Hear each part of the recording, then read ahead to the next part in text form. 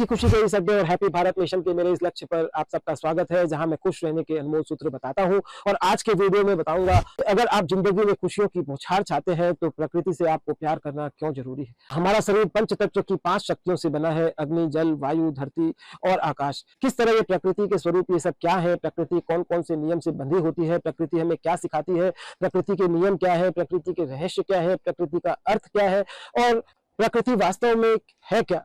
इस पृथ्वी के सुंदरतम मनोरम दृश्य प्रकृति के ही दृश्य होते हैं। पूरा ब्रह्मांड इस प्रकृति की अद्भुत रचना है। प्रकृति हर जगह है, बस उसे देखने के लिए एक आंखों की जरूरत है। ज्ञान की आंखों से हम उसे देख सकते हैं। इस प्रकृति को सिर्फ महसूस करने के लिए हमें सरल हृदय और ज्ञान के आंखों की जरूरत है।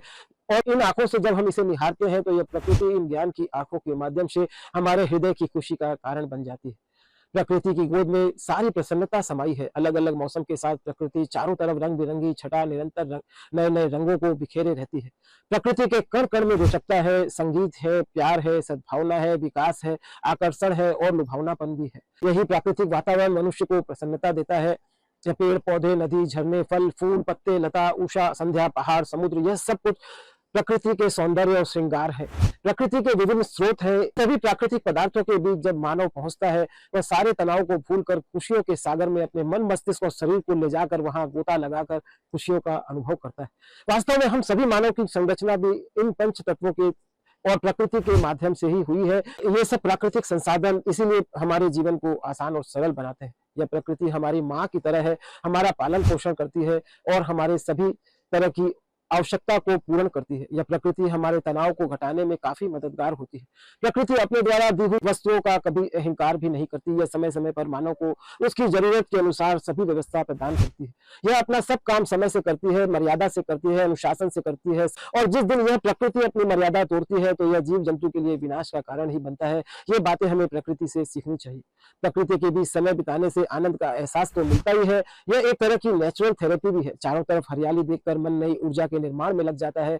शरीर के लिए यह बॉडी के फ्रिज की तरह है, शरीर की कार्य क्षमता को बढ़ा देता है और मानसिक सेहत भी यहाँ चुस्त और तंदुरुस्त रहती है। हमारा शरीर और मन दोनों ही चुस्ती और फुर्ती को यहाँ महसूस करता है। प्रकृति के यह पेड़ पौधे और वनस्पतियां सुगंधित खुशबू को छोड़ते हैं, जिससे हम स्वयं को तरोताजा और आनंदित महसूस करते हैं। इन पेड़ पौधों की मित्रता हमें करनी चाहिए। इनकी मित्रता से हमारे अंदर उत्साह का सृजन होता है। जब हम रोज इन वृक्षों के पास जाते हैं, इन्हें भी हमारी आदत पड़ जाती है। ये हमारा इंतजार करते हैं। ये वृक्ष प्रकृति के बहुमूल्य तत्वों को संयोजित करके बनते हैं, अतः इन वृक्षों में अपार ऊर्जा भरी होती है। इन वृक्षों से हम बातें करें, इन्हें अपनी चुनौतियों को बताएं तो भी हमें बहुत से समाधान मिलते हैं। बहुत है हमारा मन प्रसन्नता, शांति और सुकून को अनुभव करता है। कुछ लोगों का तो यहाँ तक कहना है कि ये एक तरह से ध्यान करते हुए हमारे पिछले पीढ़ी के सनातन धर्म के अनुसार कोई न कोई ऋषि मुनि होते हैं जो प्रकृति और हमारे बीच दोस्ती करवाते हैं। यदि हम प्रसन्न हैं तो सारी प्रकृति हमारे साथ मुस्कुराती हुई इन वृक्षों के माध्यम से दिखाई पड़ती है। इन वृक्षों के पास हमें रोज जाना चाहिए, इनसे रोज दोस्ती करनी चाहिए, इनसे बातें करनी चाहिए, इनसे गले लगकर शरीर को इनसे स्पर्श भी कराना चाहिए। प्रकृति हमें सुख और आनंद का एहसास भी कराती है। चारों तरफ हरियाली देखकर प्रकृति के बीच हमारा मन बहुत प्रसन्न होता है। यह हमारी शारीरिक और मानसिक सेहत को तंदुरुस्त रखती है। प्रकृति पर बहुत से शोध और बहुत से विचार होते हैं।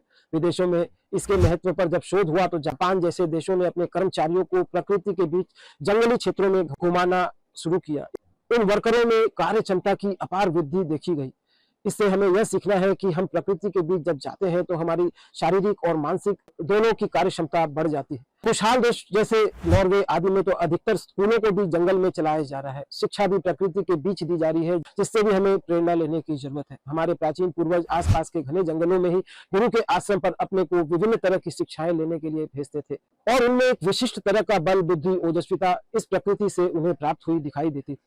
प्रकृति के बीच जाकर हम खुशियों को झांके, प्रकृति के निकट जाए, सूर्य की पहली किरण को देखे, पवित्र वायुमंडल को अपने अंदर समेटे, पहाड़ों की आवाज सुने, हम पक्षियों की सुरगुराहट का अनुभव करें, उनके तत्वों का अनुभव करें और इनकी शक्तियों से अपने शरीर और मांसपेशियों की कुछ शक्तियों को और ऊर्जा दें। हम ऐसा अनुभव करें कि हमें काफी ऊर्जा इनसे मिल रही है और मिलती भी है, क्योंकि जब हम पहाड़ी क्षेत्र में या कहीं प्राकृतिक स्थल पर जब घूम कर आते हैं तो हमारे अंदर काफी चुस्ती और फुर्ती नजर आती है। ऐसा भी आप अनुभव करके देख सकते हैं।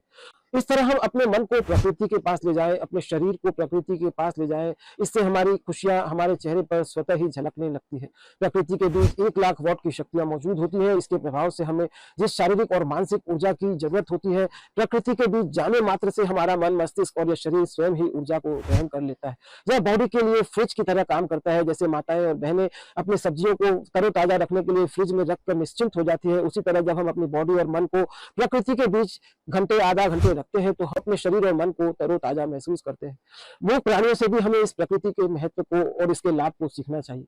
प्रकृति के सानिध्य में ही प्रत्येक प्राणी अपने जीवन का भरपूर आनंद लेता हुआ जीता है। सुबह हो या शाम की बेला हर प्राणी प्रकृति के कुछ नियमों के अनुकूल ही अपना जीवन जीता है। मूक जानवर, पशु, पक्षी भी इस नियम से जुड़कर ही अपनी जीवनचर्या बनाते हैं और वे आजीवन स्वस्थ देखे जाते हैं। उसी तरह मानव को भी इस प्रकृति से जुड़कर जरूर रहना चाहिए। इसके बनाए नियमों का पालन करना चाहिए, तभी वह एक स्वस्थ और दीर्घायु अपना जीवन बिता सकता है। मानव तो पशु पक्षियों से बुद्धिमान और सामर्थ्यवान है। ईश्वर ने उसे ही सबसे अधिक अनुदान ईश्वर से उसे प्राप्त हुआ है। बुद्धि, विवेक और विश्वास के साथ उसमें निर्णय लेने की शक्ति भी है, परिवर्तन करने की शक्ति भी है। उसे तो प्रकृति का महत्व सिर्फ समझने की जरूरत है। मूक प्राणी जो बोल नहीं सकते, उनमें तो प्रकृति द्वारा सीमित शक्तियां ही दी गई है। मनुष्य इस प्रकृति का महत्व और आनंद नहीं जान पाते, इस वजह से विभिन्न प्रकार के झमेलों में फंसे रहते हैं।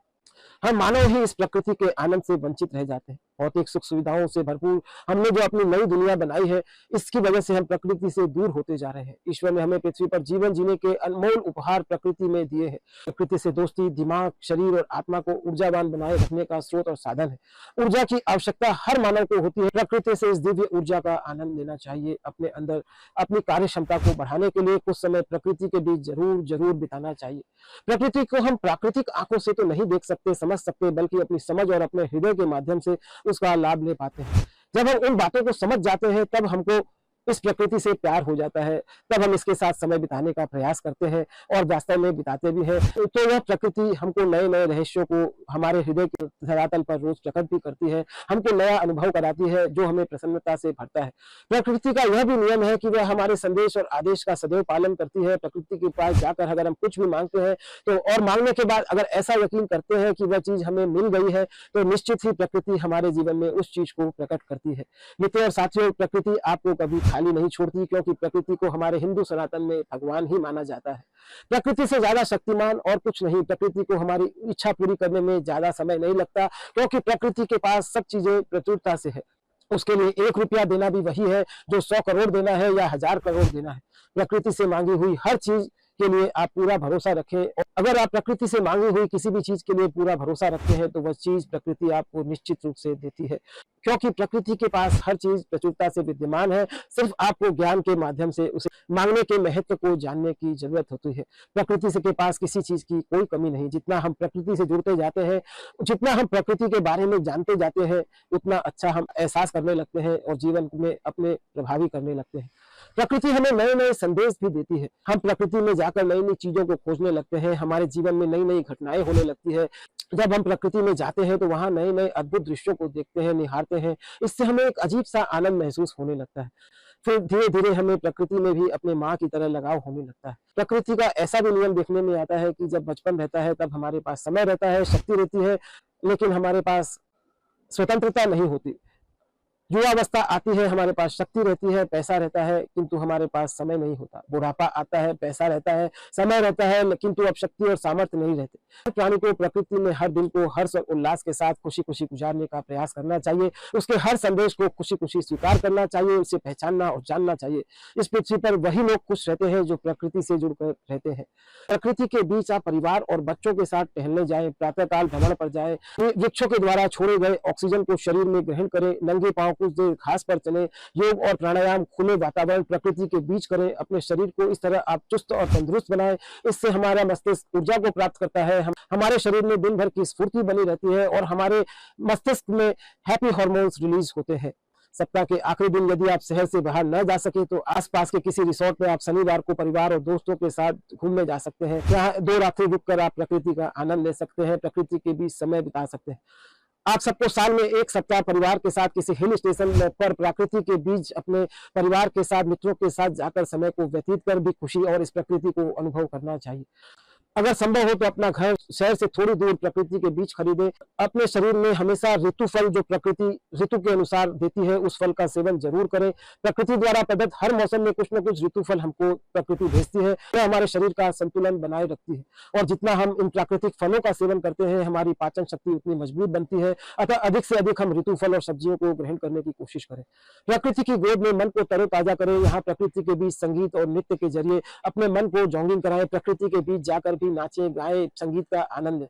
प्रकृति की गंभीरता, विशालता, मधुरता, अपनेपन और रंगों को देखें। इसके संगीत को सुने, इसमें खुशियों को तलाशें। सूर्य की पहली किरण को देखें, फूल पत्तियों के विभिन्न रंगों को देखें, पेड़ की टहनियों को देखें, बहते झरने, नदी और समुद्र का संगीत सुने, शीतल हवा का आनंद लें, पहाड़ों की आवाज सुने, पक्षियों की चहचहाहट सुने। अपने मन को इस तरह आप प्रकृति के पास ले जाकर इससे आनंद लेने की, खुशी अनुभव करने की कोशिश करें। आपको यह जानकर भी आश्चर्य होगा कि इस दुनिया के सारे आविष्कार, सारे विचार की जन्मदाता भी यह प्रकृति है। इस संसार को समझना है तो प्रकृति से अच्छा कोई शिक्षक नहीं, कोई हमारा दोस्त नहीं। प्रकृति के सानिध्य में ही हम जीवन का भरपूर आनंद ले सकते हैं। कुल मिलाकर प्रकृति हमें जीवन जीने के लिए ईश्वर का दिया हुआ एक अनमोल तोहफा है, एक पावर हाउस है। प्रकृति से दोस्ती दिमाग, शरीर और आत्मा को ऊर्जावान रखती है, हमें मस्तिष्क में नए नए हैप्पी केमिकल्स को रिलीज करने का एक सुअवसर देती है। प्रकृति हमें सकारात्मकता और खुशियों के माहौल से जोड़ती है, भरपूर जीवन जीना सिखाती है।